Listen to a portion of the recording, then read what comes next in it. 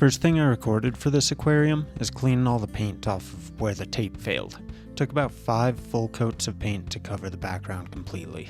The best tools I've found for this is definitely to be using isopropyl alcohol and a razor blade to scrape it off.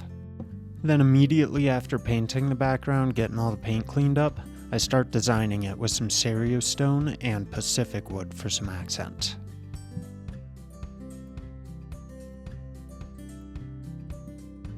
When I'm designing this one, I'm trying to think about how much space I'm leaving for planting, the lines of the stones and making sure that those are aligned, and what I can be doing in the foreground once everything is set and standing up straight.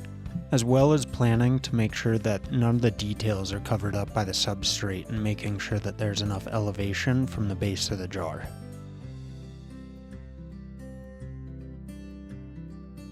Once I have a rough idea of how I want everything, I pull it all out and lay the stones down so that I can keep it arranged how I want it while I silicone all of the stones to keep them secured in the aquarium.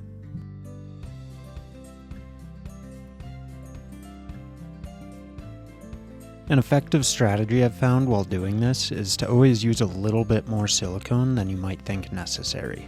It's always easier to hide the silicone than it is to try to go back and add more if you didn't have enough the first time.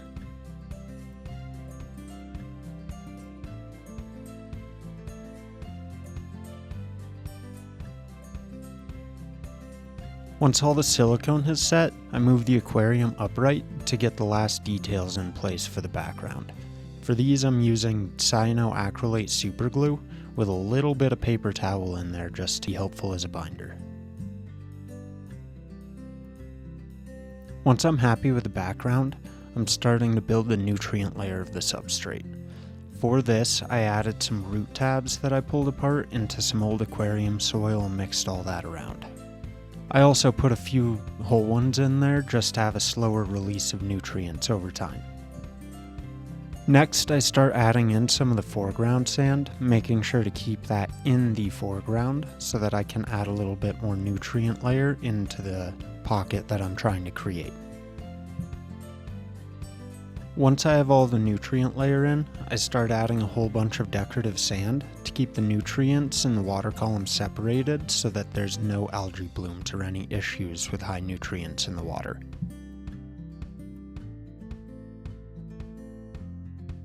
With the first layer of substrate done, I start building in the hardscape now in the foreground. Trying to do this to keep some more good pockets for planting behind, so it can be a good separation of layers between the foreground, midground, and background in such a narrow aquarium. I find that you don't have to think as much about the directions of the lines on the stones when you're building the foreground aquarium in this style, because you can treat it as though the stones had fallen off of the background and that's what you're building around. Adding some more sand in behind the foreground stones once you have that finished will give the plants a lot more height to them, so you'll need less for full coverage.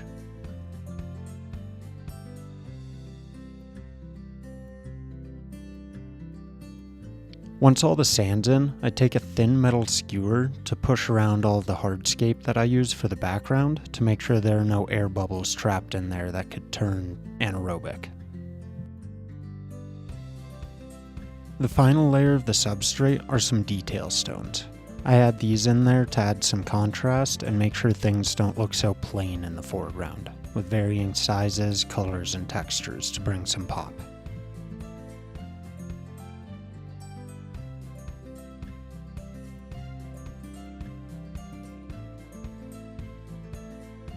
After supergluing in the last couple of foreground stones, it's time to move on to my favorite part, planting.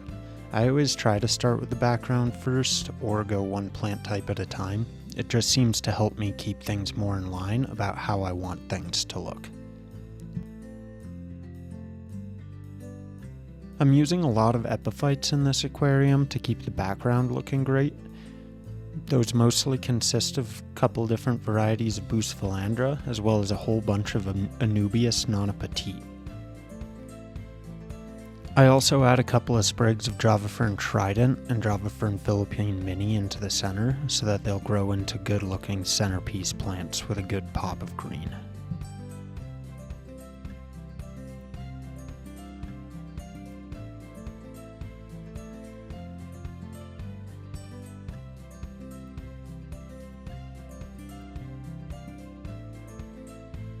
With all the epiphytes planted, I move on to planting my mid-ground plants. For these I'm using Hydrocotyle tripartita mini, as well as Rotala rotundifolia. Neither of these will grow too quickly, but they still grow at a steady rate to pull nutrients out of the water and add in a good pop of texture that's different. Finally, I start working on the foreground. The only plant that I'm using for this is dwarf hairgrass, trying to keep it isolated in 3 different sections because I'm not really looking for a carpet, but more so a few sections of color to add in with the detail that's already there. Now that the planting's all finished, I start slowly filling it up with water. This is actually at a 50 times clip of how quickly I did it. Paper towel is always a good thing to have in there to make sure none of the substrate gets disturbed. And then I do a 50% water change because the first fill up is always really more of a cleaning, getting the dust and any excess nutrients that might be on there. And I take this opportunity to move this aquarium into its permanent home. Once I'm happy with its positioning, I fill it up and there we have it, day 0 all set.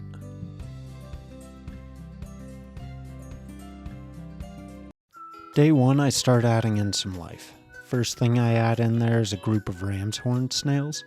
These things are great because they're extremely hardy and they eat any dead plant matter, so they're extremely beneficial to the aquatic cycle and ecosystem. Then I wipe down the glass, add a little bit of fertilizer as well as some beneficial bacteria, and get her filled up.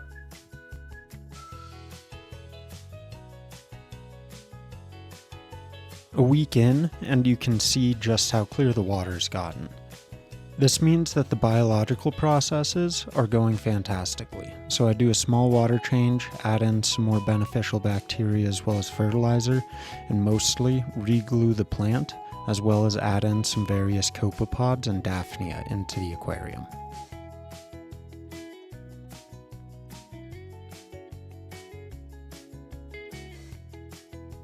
Two weeks in and things have really started to settle. The wood has started to release a little bit of tannins into the water column. There's algae developing on the glass and rocks, and things are progressing exactly as you would want for a healthy aquarium.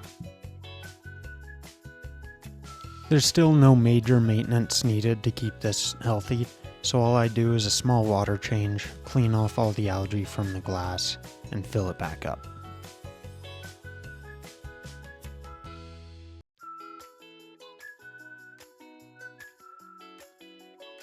You can see how much algae I removed on the melamine sponge.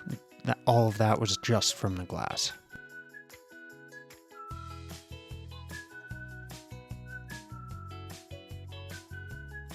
At week 3, this is where I'm really able to see just how well all the microcrustaceans in the water are doing, as well as how all the floating plants have started just exploding in growth. The first part of this maintenance session is pulling all the dead ends off of the salvinia and cleaning the oil scum off the surface of the aquarium. Next, I do a small water change and clean the glass. This gets a whole bunch of diatom algae off of the glass of the aquarium. Next, I trim up the Rotala rotundifolia, trying to get every cut just below where the line of stones are, because it will propagate from the base cuts, even though I'm going to be replanting it as well. I only did so much water change before so that I could do the maintenance as well as cleaning the glass, and that knocked up a whole bunch of debris into the water column that I can then remove with the full water change.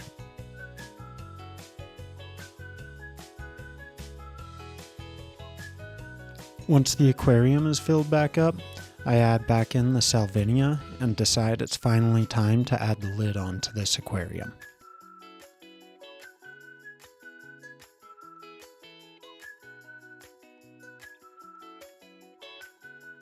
Just about a month in, and all this aquarium needs is another small water change, cleaning the glass, and getting it topped right back off.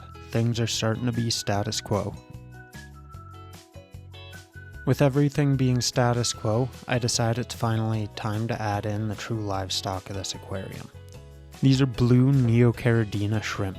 They're very hardy, can survive in almost any water parameter, and you also don't have to worry too much about the temperature of the water that you're adding them into. They can do just fine at room temperature or even different extremes. At 5 weeks in, I'm also very happy with how all of the plants are doing. The stem plants are growing consistently. The floating plants are absolutely thriving. So I add in a little bit of food. This is a treat for the shrimp, and it also adds a little bit more nutrients in for the plants. Even the water fleas and copepods will munch on it on its way down.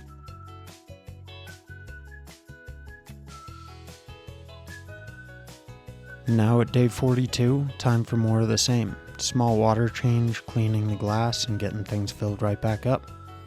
And finally, day 50. This has been an amazing aquarium so far, and almost everything has gone exactly how I wanted it to. The stem plants have been growing absolutely amazingly and are ready for a full another trim.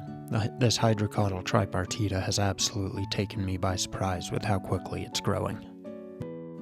The maintenance on this has become really easy, trimming the stem plants when they need it about once a month, keeping the glass clean, and keeping it fertilized on a regular basis has been just about everything that it has needed.